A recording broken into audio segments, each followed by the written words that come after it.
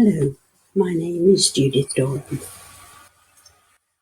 One word we hear so much since Christmas is the word corona, and I discovered that word is the Latin for crown. Apparently the virus looks similar to a crown. Today I want us to think about real crowns, the headgear the Queen has when she's doing something important, and ceremonial. It's her symbol of power. Talking about crowns reminds me that in the Bible it has some different ideas about crowns than ceremonial headgear. There is a verse in Proverbs 16 verse 31. Grey hair is a crown of glory. It is gained by living a godly life. Also in Proverbs 20 verse 29. The glory of the young is their strength. The grey hair of experience is the splendour of the old. The Hebrews believed that a long life was a sign of God's blessing. Therefore, old age and grey hair were good things. I don't think everybody would quite agree with that. About 11 years ago, I went to a 2-day conference called Revival Fires, and others from this church went. On the second evening, Bill Johnson, who is the senior pastor of one of the very large American churches, asked us all to get into small groups and pray for the prodigals in our families and church. Praying for the prodigals is something I had experienced before, both in Queensbury and another conference, and each time I'd held back my tears. But this time I just couldn't, and my tears just overflowed as I prayed for my son. People prayed with me, but I think my spirit just felt weary and too tired and a bit hopeless, so the prayer time didn't really lift me very much. There was a break then, and one of the young women who had come with us spoke to me. She told me that the day before she had been praying and had seen a picture of a golden crown very clearly. Nothing else, just a golden crown. She didn't know what it meant and really had forgotten all about it. She told me that as we were praying, something had caught her eye, and she turned to me and saw this same golden crown on my head as I was crying. She still didn't know what it meant, and to this point in time, neither do I. However, this picture stayed with me, and when I realised what corona meant, I began to think about crowns. Some years ago, I was lent a book about the different crowns mentioned in the Bible, and so I have read it again. The first crown I want to consider is the incorruptible crown.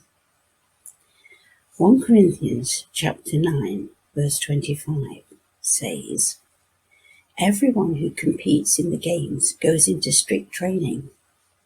They do it to get a crown that will not last, but we do it to get a crown that will last forever. This verse tells us that there is an incorruptible crown that will not tarnish, die off, break, or anything it will alter it. And it's likened to the games that was so much a part of the world that Paul was in. Paul knew, as we know, that an athlete cannot decide one day to train and another day to stop in bed. If he does train in that haphazard fashion, he will never win any race and in all possibility be left far behind. Paul reminds us that all real athletes go into strict training for a crown, but a crown that will not last. Paul tells us to model ourselves on the athlete's single-mindedness, but to remember we are running to win the incorruptible crown. To run the race as Christians should, we need to realise that some part of our lives will take hard work and self-denial. Self-discipline is not a very attractive subject so these days we don't hear much about it. But we really need it if we're going to run the race with vigour and enthusiasm. Have you ever been on a diet? If you have, you will know how hard it is to master that deep desire for more food or food that you like than you should really have. Chocolate may not be your downfall. It could be crisps or biscuits, best butter, fried food, or Chinese takeaway. Whatever it is, we find it very hard to master the desire. And the persistent thoughts keep coming, however much we know that it will not do us any good. Of course, to win this incorruptible crown, we also need to take Paul's advice. He says that at the end, having preached or talked to others, we need to make sure that we will not be disqualified for the prize. In other words, if we want to win the incorruptible crown, we must practice what we preach. The more mature in the faith we become doesn't necessarily make it any easier. We need to keep on going because this is a race. So are you in the race for the incorruptible crown? The crown of righteousness. 2 Timothy chapter 4, verse 8. And now the prize awaits me, the crown of righteousness, which the Lord, the righteous judge, will give me on his return. And the prize is not just for me, but for all who eagerly look forward to his appearing. When I was growing up, there used to be missions and conventions at our church. Well, there were in many churches. One person in particular stands out in my memory, and he was a reverend, and his name was Buckhurst Pinch. I don't know if that was his double-barreled surname or his Christian name and his surname, but that name had stuck in my mind since the 1940s and 50s. He came several times to spend some evenings talking to the church about the second coming, and there was a huge banner up over the choir stalls and with all sorts of pictures and signs. For a long time, the second coming of Christ was discussed and taught, and I know I was quite happy about the idea of the second coming. Other than that, my recollection is very hazy, but I know I kept praying that Jesus would come before I had to take the 11 plus. I prayed this prayer on a regular basis until I realised that the coming of Jesus to earth would not come just to stop me having to do something I didn't want to do. This crown of righteousness is given to those who have lived a good and righteous life for God while living down here on earth. It is to those who wait and look forward eagerly to the day when Jesus will return for his saints. What makes it more difficult is that we aren't told when Jesus will return. In fact, Jesus says nobody but God knows. All that he asks is that we keep this in mind and continue to live a godly life as much as possible. There are people who become Christians but fall by the wayside, like the seeds in the parable that fall on stony ground. They don't grow deep, strong roots and are so easily led away. Do these people eagerly await the second coming?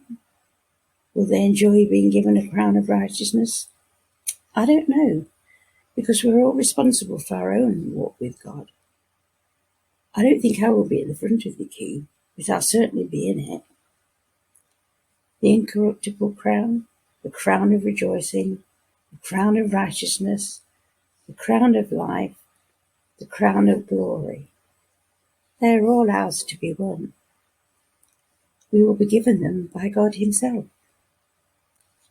It is Ascension Day on May the 21st, when we remember that Jesus went up into heaven to return to Father God. It is our inspiration to know that Jesus went up into heaven and will return to earth one day in the same manner. It also gives us confidence that as Jesus rose from the dead, so will we, and we will ascend like him to heaven for eternity. Do you know, though, I think something even more amazing will happen when we've received our crowns from God. Can you remember the picture towards the end of Revelation when the 24 elders bow down to worship God? I could not imagine the magnificence and brilliance of that occasion. It's too overwhelming to do it justice, but this is how someone else described it. God is seated on the throne.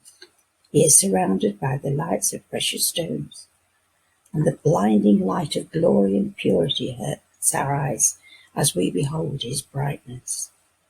Angels surround the throne, worshipping and adoring the one who sits on it.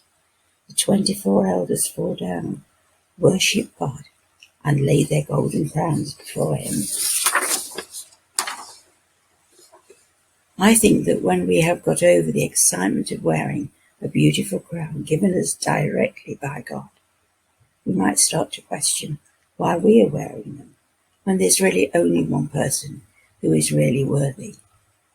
Knowing that Jesus, who was the Lamb and the Lion, is so worthy of praise, I think we would joyfully cast our crowns before him.